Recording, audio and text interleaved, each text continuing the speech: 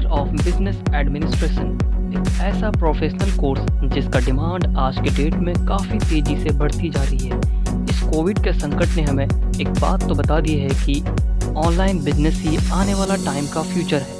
ऐसे में अगर आप किसी अच्छे कॉलेज से बीबीए करते हैं तो आपका डिमांड काफ़ी तेज़ी से बढ़ सकता है। बीबीए जैसे कोर्सेज़ को करने से पहले इनकी सिलेबस, इनकी फ़ीस और अदर सारी चीज़ों में फोकस करना बहुत ज़रूरी है। आइए सारे पॉइंट्स में एक एक करके डिस्कस करते हैं। बीबीए जैसे कोर्सेज़ को करने से पहले आपको उसमें इंटरेस्ट चुनना ज़रूरी है। बीबीए कई सारे स्ट्रीम्स में किए जाते हैं, जैसा कि BBA in finance, BBA in marketing, BBA in sales, BBA in HR. आपको जिस फील्ड में इंटरेस्ट है आप अपने इंटरेस्ट के अकॉर्डिंग उस फील्ड को चुन सकते हैं और बीबीए कर सकते हैं।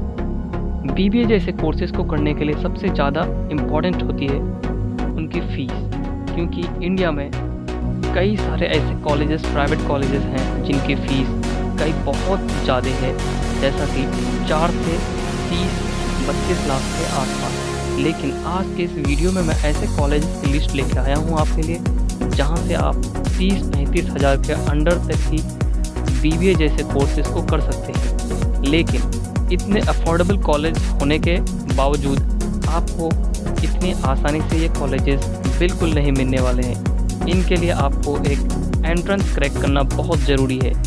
इन कॉलेजेस के लिस्ट में मैं प्रीफर करता हूँ सबसे पहले शहीद Sukhdev college of business studies को, उसके बाद सेंट जेवियर्स मुंबई, उसके बाद JMI यानी जामिया मिल्ला इस्लामिया यूनिवर्सिटी। इन सभी कॉलेजेस में एडमिशन लेने के क्राइटेरिया अलग अलग हैं, लेकिन इनका सिलेबस बिल्कुल सेम है। इनमें नंबर ऑफ़ क्वेश्चंस का वेटेज और एडमिशन का प्रोसेस अलग है, अदरवाइज़ इनके सिलेबस काफ़ी सेम है। बीबीए की सिलेबस की बात करें तो इसमें पहला आता है LRDI, QA, GA and English, यानी LRDI logical reasoning and data interpretation का क्वेश्चन आता है इसमें। उसके बाद क्वांटिटेटिव एप्टीट्यूड यानी मैथमेटिक्स का, उसके बाद आता है इंग्लिश का, उसके बाद आता है जनरल अवेयरनेस का। इन सभी 4 सेक्शंस में 25 क्वेश्चंस डिवाइड होते हैं, लेकिन अलग अलग एंट्रेंस, अलग अलग कॉलेजेस के लिए इनका वेटेज अलग अलग है। सबका सिलेबस सेम है, लेकिन नंबर ऑफ़ क्वेश्चंस इसमें आगे पीछे होते हैं। सबसे पहले बात करते हैं सिलेबस में LRDI की logical reasoning and data interpretation. Logical reasoning and data interpretation में आपको पढ़ना पड़ता है analogy, number, letter and words, classification of number, words and letters, series, coding, decoding, direction sense, blood relation, ranking and sequencing, alphabet test, insert missing character, seating arrangement, logical games, mathematical reasoning, syllogism, clocks and calendar, coded inequality and data sufficiency. उसके बाद आता है general English का question की बात करें तो reading comprehension, parajumbles, word uses, verbal analogy, error identification, gap fill, sentence improvement, logical comprehension, critical reasoning, change of voice, change of narration, vocabulary, idioms and phrases. उसके बाद जनरल स्टडीज़ में आपको history, geography, Indian polity, Indian economy and general awareness, general science, current affair, इन सारे sections इसमें mix किए हुए होते हैं, जिसका वेटेज काफ़ी होता है और आपको इसके लिए करंट अफेयर का नॉलेज होना बहुत ही ज़रूरी है। शहीद Sukhdev college of business studies में एडमिशन DU JAT के थ्रू मिलता है। DU JAT के लिए क्राइटेरिया है 10+2 में आपको 60% विथ मैथमेटिक्स होना ज़रूरी है, यानी क्लास 12th में आपका मैथमेटिक्स होना ज़रूरी है। इसमें मार्क्स को इंक्लूड करने का तरीका थोड़ा सा अलग है। DU JAT में जैसे आप एंट्रेंस को क्रैक करते हैं उसका वेटेज 65% होता है और बोर्ड का 35%। तो बोर्ड के मार्क्स को इंक्लूड करने का तरीका है इसमें कि आपको मैथमेटिक्स का होना ज़रूरी है, उसके बाद आपका 3 सब्जेक्ट का मार्क्स को और भी जोड़ा जाता है, यानी आपके टोटल सब्जेक्ट्स में से जो 4 सब्जेक्ट में अच्छे मार्क्स आए हैं इंक्लूडिंग मैथ, उसके मार्क्स को आप इंक्लूड कर सकते हैं उसके बाद एंट्रेंस का मार्क्स, दोनों को इंक्लूड करके आपका फाइनल रैंक डिसाइड किया जाता है। उसके बाद ही कॉलेज में आपको एडमिशन मिलता है।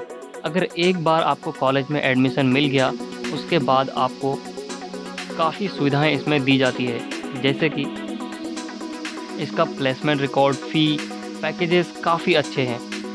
शहीद सुखदेव में नंबर ऑफ़ सीट्स की बात करें तो 200 से 250 सीट्स के आसपास है। इसका प्लेसमेंट रिकॉर्ड 70 to 80% के आसपास है, यानी प्लेसमेंट रिकॉर्ड काफ़ी अच्छा है। इसमें पढ़ने वाले स्टूडेंट्स को कई बड़ी बड़ी कंपनियों में जैसे विप्रो, टाटा, महिंद्रा ऐसे कई सारी कंपनियां विजिट करती हैं जिसमें आपको चुना जाता है। इनका फ़ीस 25,000 से 30,000 के करीब है। प्लेसमेंट रिकॉर्ड काफ़ी अच्छा है। मैक्सिमम पैकेज 18 से 19 लाख तक स्टूडेंट्स को दिया जाता है, लेकिन इसका एवरेज पैकेज 7 से 8 लाख के बीच में है। ऐसे में आप अगर शहीद Sukhdev college of business studies को पा लेते हैं, एडमिशन आपको मिल जाता है, तो आपका एक फ्यूचर अच्छा सिक्योर फ्यूचर हो जाता है। अदर कॉलेजेस जैसे सेंट जेवियर्स मुंबई की बात करें तो इसमें भी एडमिशन का प्रोसेस कुछ ऐसा ही है। बात जामिया की करें तो जामिया में भी एडमिशन लेने का प्रोसेस कुछ ऐसा ही है। नंबर ऑफ़ सिलेबस तो इसमें सेम है, नंबर ऑफ़ क्वेश्चंस भी इसमें सेम है। और इसकी एलिजिबिलिटी की बात करें तो 10+2 में आपको 50% होना ज़रूरी है। आप किसी भी स्ट्रीम से हो सकते हैं, चाहे वो साइंस हो, कॉमर्स हो, आर्ट्स हो। जामिया में कोई भी स्टूडेंट अप्लाई कर सकता है। रीजनिंग का वेटेज करें तो इसमें 20 क्वेश्चंस पूछे जाते हैं, इंग्लिश के 20 आते हैं, न्यूमेरिकल एबिलिटी यानी मैथमेटिक्स के क्वेश्चन 20 आते हैं इसमें, और जनरल अवेयरनेस का वेटेज सबसे ज़्यादा होता है इसमें 40 मार्क्स का जनरल अवेयरनेस पूछा जाता है।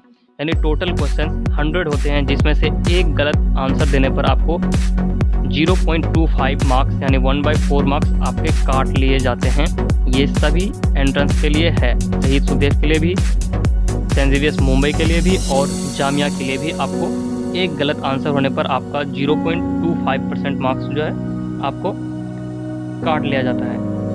उसकी बाद अगर बात करें जामिया में टोटल नंबर ऑफ़ सीट्स की, तो जामिया में टोटल नंबर ऑफ़ सीट्स 40 है। इसका फ़ीस 13,000 पर ईयर है, यानी 1 साल का फ़ीस आपको BBA के लिए, BCom के लिए भी सेम ही है, BCom के लिए भी सेम ही है। तो BCom और BBA दोनों के लिए 1 साल का फ़ीस 13,000 पर ईयर है। प्लेसमेंट रिकॉर्ड इसका कई सारे कंपनी इसमें भी विजिट करते हैं बच्चों को, टेस्ट बच्चों के परफॉर्मेंस के अकॉर्डिंग अलग अलग डिपार्टमेंट उसको जॉब आसानी से मिल जाते हैं। उम्मीद करता हूं दोस्तों BBA से रिलेटेड बताई गई सारी जानकारी आपको अच्छी ज़रूर लगी होगी। अगर अब भी आपका कोई क्वेश्चन छूट गया है तो आप कमेंट सेक्शन में जाके पूछ सकते हैं। तब तक के लिए इतना ही।